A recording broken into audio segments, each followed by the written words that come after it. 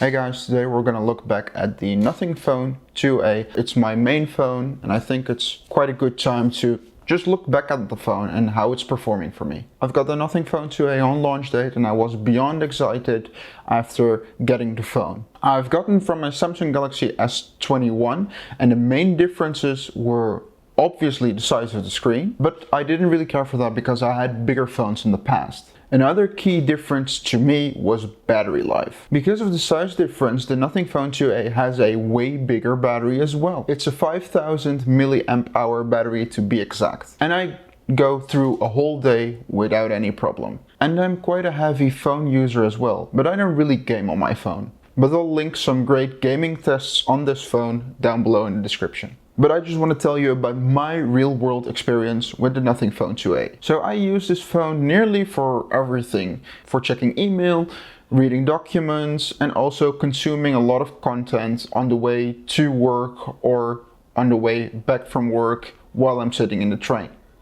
On a fairly heavy day, with having Bluetooth always on and always using my Bluetooth headphones, watching a lot of content, and having the battery saver option on from 30% downward, I approximately get 9 to 10 hours screen on time. And that's more than enough for me, but everyone is different obviously in that aspect. For a budget phone, this phone does everything fast to very fast. You will notice the occasional hiccup, but it's really small and it hasn't really bothered me. However, I have noticed it. The processor is a mid-range MediaTek processor called the MediaTek 7200 Pro. I have the phone with 12 gigs of RAM and 256 gigabytes of storage. To keep the price as low as possible, Nothing has also opted for lower spec RAM and lower spec storage in comparison to the flagships. In real life, I didn't really notice the downgrade from the S21 to this phone in those specific areas. And I would even go as far as saying that Nothing has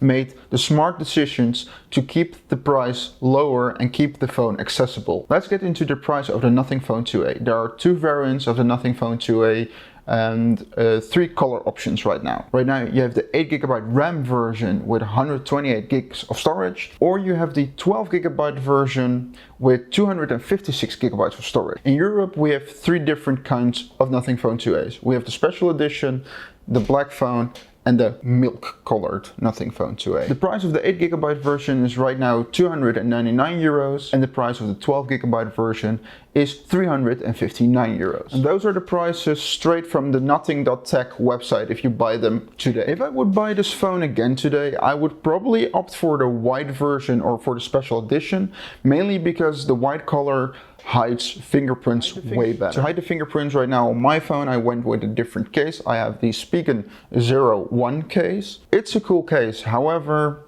it's kind of sad because the design of the Nothing Phone 2A is really amazing and right now I need to cover it up with a case or otherwise the phone would look dirty the whole day. The glyphs are really cool but also kind of a gimmick to me because I'm not able to recognize patterns and combine them to names. However, there's one feature with the glyph interface that I really love and that's the flip to glyph. So once you place your phone backwards up, then the phone will go on a silent mode and there is one LED indicator right here and that will light up if a important contact tries to contact you. I love this feature because I can leave my phone right now on my desk backside up and knowing that if the light isn't on, I don't need to pick up my phone. So that's a really cool feature. And that's also a feature that I really miss on other Android phones. I miss the notification LED. That was such a good thing. Mainly the notification LEDs with different lights. So this is the best thing we have now. The back camera of the Nothing Phone 2A is average. It takes okay pictures and it takes okay video. And the front facing camera is quite good as well in my opinion. The Nothing Phone 2A allows you to film in 4K 30fps with the back camera and 1080p 30fps with the front camera at max. And here's a little peek of the quality. And this is what the front facing camera looks like. This is what video looks like on the wide angle camera of the Nothing Phone 2A. This is what the video looks like from the back camera on this phone. You'll notice with the Nothing Phone 2a that after taking a picture you won't be able to check your picture immediately. The phone, because it's a mid-range phone I guess, or because they are using Google Photos, it does take a little bit of processing time. I personally don't really mind it because I don't take pictures every day. However, if you do take a lot of pictures every day and even like shoot them in bursts, I can see that that can get quite annoying. However, I just mainly use my phone to send memes, so it's fine for me. And besides, I love taking pictures with a real camera. The phone has stereo speakers. One of them is downward firing and the other one is the earpiece speaker.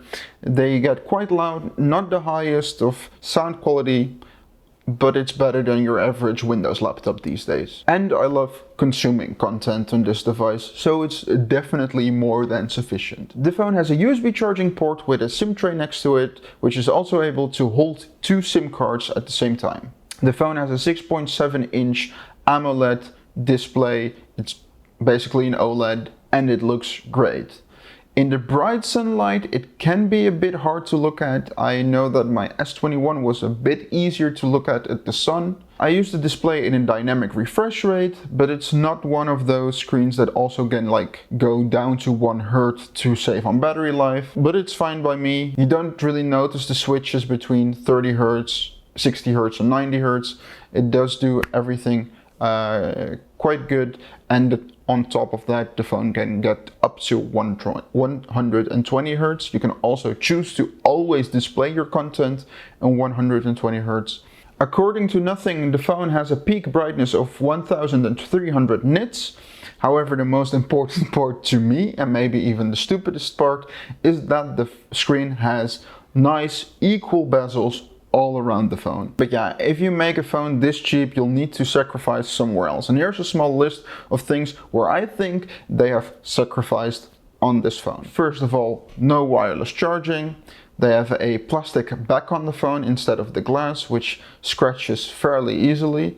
I've had a case on my phone since day one and there's already a little tiny nick, so be careful with the plastic back. The charging speeds are slower than other companies. However, the battery life does make up for that a little bit. The camera is average and there's no charger in the box. And I've probably forgotten some things, however, those are the things that I've noticed on a glance using this phone as my main phone for approximately 6 months now. And one feature they didn't cut out, which is amazing to me, is just NFC. I use NFC for a lot of things, also just for Google Pay, so yeah. They've cut corners, in my opinion, on the things that are the smartest to cut corners on. So concluding the whole video, the Nothing Phone 2a is a great phone that can do 95% of all the flagship smartphones. I haven't really talked about Nothing OS, but Nothing OS is smooth, it looks nice, it's nearly stock Android, and I love the monochrome design of Nothing OS. If you come from an older mid-range smartphone, this phone would definitely not disappoint. So if you have any questions, leave them down below. I'll gladly answer your questions about the Nothing Phone 2a if I haven't answered them in the video yet. If you liked the video, don't forget to subscribe, and I'll see you guys in the next one.